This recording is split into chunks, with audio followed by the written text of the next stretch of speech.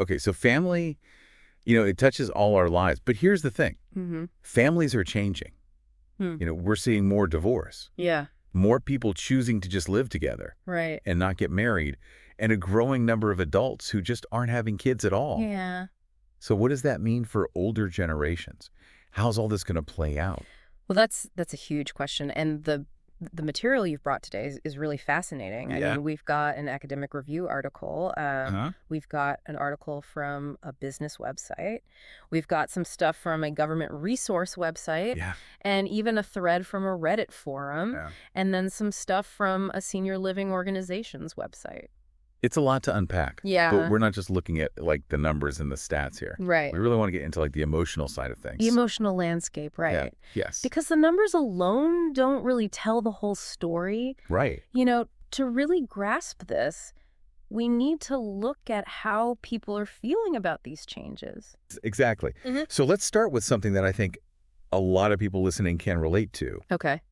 That feeling of being pulled in so many different directions when it comes to family. Yeah. You want to be there for the people you love, but sometimes it's overwhelming. Yeah. Or it even brings up some feelings that feel kind of icky, Right. like conflicting feelings. Have you ever felt that kind of tension? Oh, absolutely. And it's interesting because that push and pull that you're talking about actually has a name. Really? Yeah, it's called ambivalence. Ambivalence. Ambivalence, Yeah. yeah. And it's this idea that we can have both positive and negative feelings toward the same person at the same time. And this is really common, especially when we're talking about caregiving. Ambivalence. I like that word. Yeah. It makes those feelings seem less Right. weird. Less abnormal. Yeah. Yeah, it is absolutely normal. And research actually backs this up. Oh, word. One study found that adult children who are heavily involved in caring for their parents, especially when the parent's health is declining, they report feeling more ambivalent Interesting. than those who provide less care. So you're saying if you're feeling that like that tug of war between wanting to help and then feeling maybe a little resentful, that's actually pretty normal. Mm-hmm. It's not a bad sign. It's actually a sign that you're deeply invested in that caregiving role. Oh, that's powerful. Yeah, it really highlights just how intense those bonds can be. Well, speaking of shifting dynamics, Mm-hmm. let's talk about how families themselves are changing Okay. and becoming less traditional. Mm-hmm.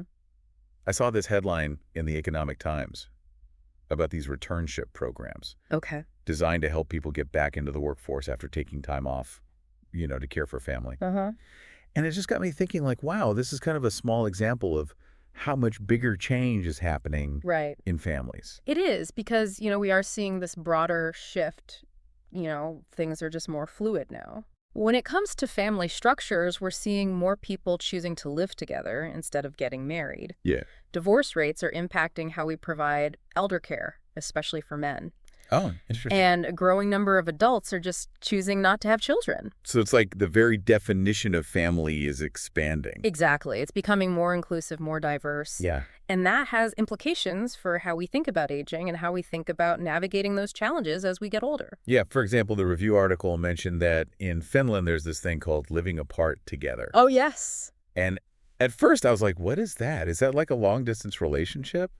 But it's actually... It's much more nuanced than that. Yeah. It's about committed couples who choose to maintain separate households, Right. even though they're in a commuted relationship. Wow. So they're choosing a different kind of togetherness. They are. But it makes me wonder, how does that work? If one of them needs a lot of care, Right.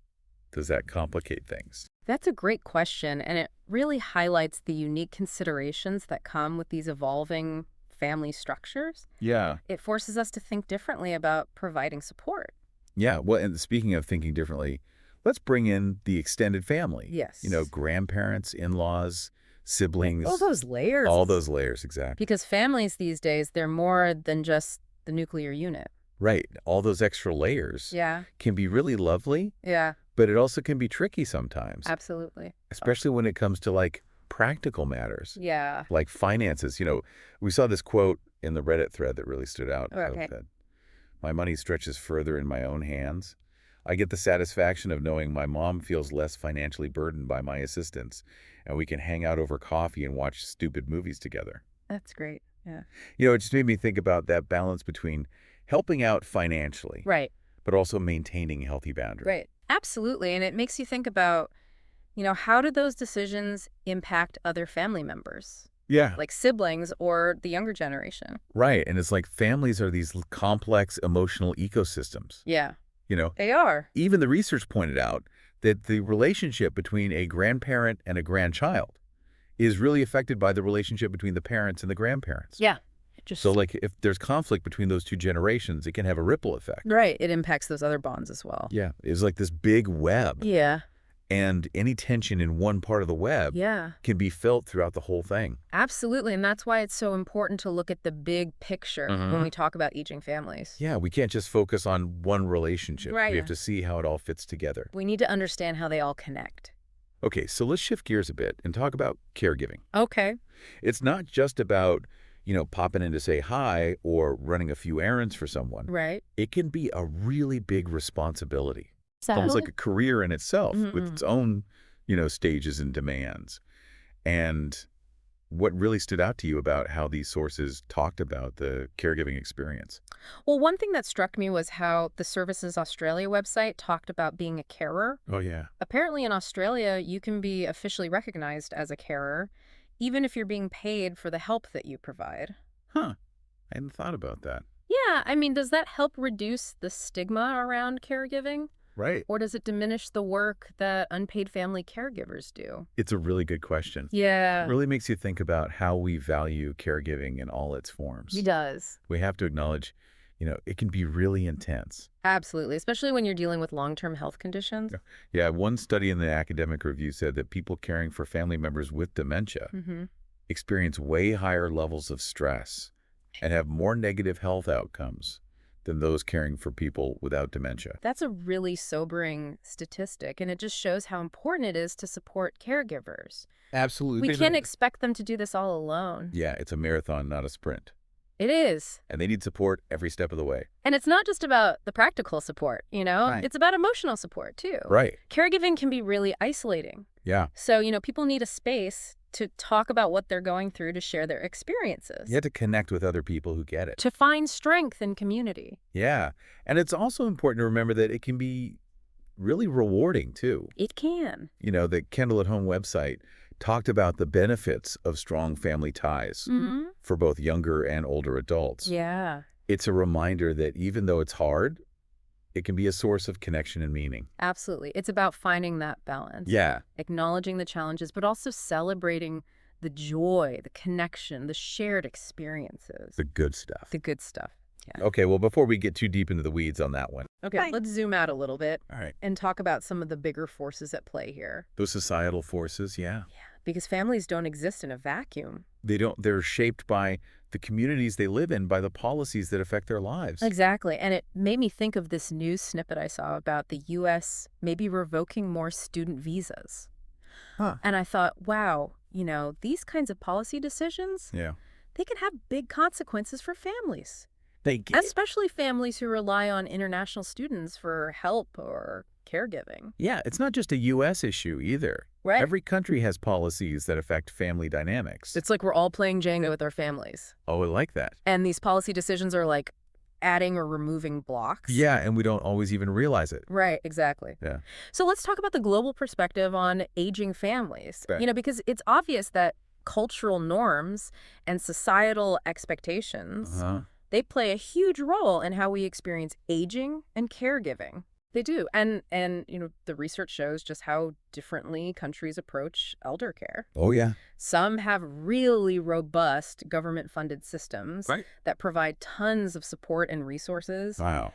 And then others rely heavily on families to do most of the caregiving. So it's not just about what's happening within individual families. Right. It's about the larger system they're in. The societal context. Yeah. And that can really affect family dynamics. It can. For example, studies have shown that in countries with weaker safety nets for older adults, aging parents tend to live closer to their adult children Interesting. and receive more direct care from them. That makes sense. Mhm. If there's less support from outside the family, Yeah, families naturally step up. they do. But it also puts a lot of pressure on them. It does, and it raises an important question for all of us. Okay. As the global population ages, are our countries going to be ready to provide the support that families need? Ooh, that's a big one. It is. So much to think about. Well, before we go too far down that rabbit hole, Right. let's come back to that intergenerational solidarity paradigm we talked about earlier. Right. How does that help us understand all of this? Well, it's a really useful tool for thinking about family dynamics. All right. But we have to remember that solidarity doesn't always mean everybody's happy and getting along. Right. It's about the full range of experiences. The good, the bad, the ugly. The good, the bad, the messy, the everything in between. So we're not trying to pretend families are perfect. No. We're just recognizing how powerful those relationships are, Exactly. even when they're complicated. And how much they change over time. It's like we've opened up this giant puzzle box of family dynamics. Yeah. But instead of trying to make all the pieces fit into some perfect picture, Right. we're saying, hey, the beauty is in the messiness. It is. The complexity. Absolutely. The way each family finds its own way. Yeah. It's a beautiful way to put it. Okay, well, I'm feeling inspired. Good. But also a little overwhelmed by all of this. I hear that. We've covered so much, but it feels like we've only just scratched the surface. We have, and there's so much more to explore. Yeah. But, we don't have to figure it all out right now. Right. This is a conversation that's going to keep going. Mm-hmm. And every new thing we learn helps us understand these ever-changing families a little bit better. Well said. And on that note, I think we need a break, Okay. gather our thoughts, but don't go anywhere. We'll be right back to dive even deeper into all of this. Sounds good. So we know families are complex. They're always changing. But with all these different structures and situations, is there any sort of roadmap to help us navigate this? Or are we all just winging it? Well, I think a lot of people feel like they're just making it up as they go along. Yeah. But honestly, one of the most important things we can do, no matter what our family looks like, is to communicate. Communicate. Okay. Yeah, it sounds really simple, but you'd be surprised how often families just avoid having those tough conversations Oh, yeah. about what they need, what they expect, where the boundaries are. Right, like sweeping those things under the rug never ends well. Never. It just leads to more tension, more misunderstandings down the line. Exactly. And it's not just about talking right. Right. It's about really listening to each other even when we don't agree. Especially when we don't agree. And it made me think about that part in the review article Mm-hmm. about how adult children tend to overestimate how much they're actually helping their parents. Oh, yeah. And parents sometimes downplay how much help they're getting. Yeah, that was really interesting. Yeah, it just shows that we all have our own perspectives on what's happening in the family. Right. And those perspectives don't always match up. Right. So to navigate this, we have to acknowledge those different perspectives and try to bridge that gap with honest and empathetic communication. Exactly. It's like learning a whole new language, It is. the language of family dynamics. Mm-hmm. And like any language, it takes practice. Yeah. Patience and a willingness to mess up sometimes. Absolutely. It's an ongoing process. Yeah. We're always learning and adapting and finding those connections even when it's hard. Okay, so communication is key. Mm. But what about the bigger societal forces we talked about? Yeah. Government policies, Mhm. cultural norms, that kind of stuff. Right. It feels like we don't have much control over those things. Well, you're right. We can't single-handedly change government policy Right. or overturn cultural norms overnight. Right. But we can start by acknowledging that they have an impact. Okay. And then we can advocate for changes that support families better. Like what kind of changes? Well, things like more affordable caregiving resources, Okay. more flexible work arrangements so people can balance work and caregiving, Mm-hmm. and policies that recognize the diverse needs of older adults. So it's about taking action individually and collectively Yeah. to create a world where age and families can actually thrive. Exactly, and challenging those expectations that can make things so much harder. What do you mean? Well, like that idea that adult children should always be the primary caregivers for their aging parents, Oh, yeah. no matter what else is going on in their lives. Right. It's like there's this perfect picture of what caregiving should look like. Mm. But reality is much more complicated. Yeah, we need to be more realistic about people's limitations Yeah. and find ways to share the responsibility more fairly. And maybe look beyond the traditional family structure Exactly. for support.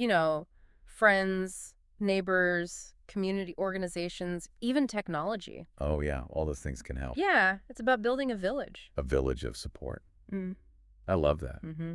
And it makes me think about something we haven't really talked about. What's that? The well-being of the caregivers themselves. Oh, that's so important. Yeah, we focus so much on the demands of caregiving. Right. But do we ever acknowledge the emotional rewards? Well, that's a good point because caregiving can be incredibly draining, Uh-huh. but it can also be incredibly meaningful. You know, it can bring you closer to the person you're caring for. Right. It can give you a sense of purpose. Okay, so it's not all doom and gloom. No, it's not. You know, remember that research we talked about where adult children actually reported more emotional rewards from caregiving Yeah. than their parent spouses did? Yeah, that was surprising. It was, but it shows you there's something powerful about giving back to the people who raised you. Yeah, even when it's hard. Even when it's hard, absolutely. Okay, well, let's be honest. Not every caregiving situation is like a Hallmark movie. Right. You know, what about those families where relationships are strained, Yeah. or there's resentment, or even abuse? How do we handle those situations? That's a tough one. And we can't pretend those situations don't exist. Right. Because ignoring them doesn't help anyone. So how do we even approach those situations? Where do we draw the line between supporting a loved one and protecting ourselves? Well, that's where getting help from outside the family is so important. You know, therapists, support groups, organizations that specialize in elder care, they can provide guidance resources and a safe space to process those really difficult emotions. So you're saying it's okay to ask for help? Okay, it's essential sometimes. Yeah, it's a good reminder that we don't have to go through this alone. We don't. And there are people out there who understand what you're going through. Yeah. And they can help you find healthy ways to cope. It all comes back to that idea that families are complicated, They are. messy, Uh-huh. beautiful, Yes. all at the same time. And aging just adds another layer to all of that. It does. But, you know, in the midst of all the challenges, I see a lot of resilience, Me too. adaptability, Yeah, and love in families. absolutely. And that's what gives me hope. Me too. So as we wrap up this part of our conversation, Okay. I want to make sure we leave our listeners with something concrete. Mm-hmm. You know, we've talked about a lot of big abstract ideas. Right. What can people actually do to strengthen those family connections, Good question. especially as their families age? Well, I think it starts with shifting our perspective. Okay. We tend to think of aging as something that happens to other people. Mm-hmm. But the truth is we're all aging all the time. That's true. And our families are aging right along with us. So how does changing our perspective actually help? Well, it helps us see aging not as a problem to be solved, Okay. but as a natural part of life with its own opportunities and challenges. Yeah. It helps us move away from those stereotypes about older adults being frail and dependent, Mm-hmm. and instead see their resilience, their wisdom, their contributions to their families and communities. So it's not a decline. It's more like a transformation. Exactly, the new Okay. chapter in the story. I like that. And, you know, family relationships, like all relationships, they change over time. Of course. The parent-child dynamic shifts as kids become adults, Yeah. and it keeps shifting as parents age. So we have to adapt to that. We do. We have to find new ways to connect and let go of some of those old expectations about who should be doing what. Right. So instead of assuming the adult child will always be the primary caregiver, Mm-hmm. maybe we look at other options. Right, like co-housing communities Yeah. where older adults can live independently but still have that support network around them. Or using technology to stay connected even when we're far apart. Exactly. You know, video calls, online games, even virtual reality. Wow. All those things can help bridge the distance. It's like technology can help us redefine what it means to be close as a family. It can, and shows how important it is to be creative and adaptable. Yeah. There's no one right answer, so we have to be open to trying new things. Wow. So much to think about. I feel like we've opened up this Pandora's box of family dynamics. We have. But instead of fear, I'm feeling hopeful. Me too, because despite all the challenges, there's so much potential. Yeah. We can create a future where aging is embraced, Mm-hmm. where families are supported, and where connections between generations flourish. A future where we value not just living longer, Right. but living well, having Yeah. meaningful relationships, and embracing all the different ways families can be. Absolutely. Well. So as we wrap up this part of our deep dive, Okay. I want to leave you with this. Okay. What one small step can you take today to strengthen a connection with someone in your family? Ooh, that's good. You know, it doesn't have to be anything big, Right. but even a small gesture can make a difference. I love that it's about taking action, It is. not just listening. And I think this conversation has given us plenty to act on. It has, and there's so much more to explore. There is, you know, maybe in future deep dives, Yeah. we could talk about specific types of relationships. Oh, like sibling relationships or marriage in later life. Exactly. Or the unique joys and challenges of being a grandparent. So many possibilities, but for now, Hmm. we want to encourage you to keep these conversations going. Challenge Yes. those assumptions and embrace the amazing diversity of aging families. Thanks for joining us on this journey of discovery. Yes, and until next time, keep those connections strong. It's amazing to think how much our idea of family has changed even in the last few decades. Oh, it's true. Like, it's not just about the traditional nuclear family anymore. Right. It's about all these different structures, all these different dynamics, all these different experiences. Absolutely. And with all that comes this need to rethink how we support families as they age. Yeah. We can't rely on those old ways of thinking. Yeah. We have to get creative. We have to adapt. Right. Be open to new things like those co-housing communities we talked about Yes, exactly. and all those tech solutions. Uh-huh. Those are great examples of thinking outside the box. Yeah. Creating environments where aging families can really thrive. And it's not just about practicality either. Right. It's about fostering those connections. It is, those virtual reality experiences where grandparents can connect with their grandkids in a virtual world. Oh, yeah. It's amazing. Yeah. That's not just entertainment. That's about building relationships across generations. Yeah, it really makes you think about how technology is changing what it means to be a family. It really does. And it shows how much potential there is to create a future where aging isn't something we're afraid of, where it's Yeah. not isolating, but where it's embraced and celebrated. A future where families are supported, Yes. not just by the government, but by a culture that values connections between generations. Mm-hmm. And recognizes what older adults bring to the table. Yeah, because caregiving is hard work no matter what your family looks like. It is. And it's not a one-time thing. Right. It's often a long-term commitment. So we have to be thoughtful about it. We need compassion. Yeah. We need to be willing to ask for help. Yeah. Because we can't do it all on our own. We can't.